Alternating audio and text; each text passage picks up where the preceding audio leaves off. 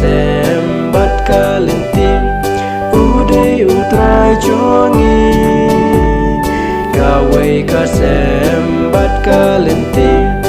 uday utray jongi u Christ Jesus kunublay ulong nangap lang bron yangi ui ulam lenti udah haki jinjon tobut yau tos no hau hapo kawe kasem tobut yau tos no hau jing sup jing pengen pensem kawe kasem bat kalenti uday utray jongi kawe kasem bat kalenti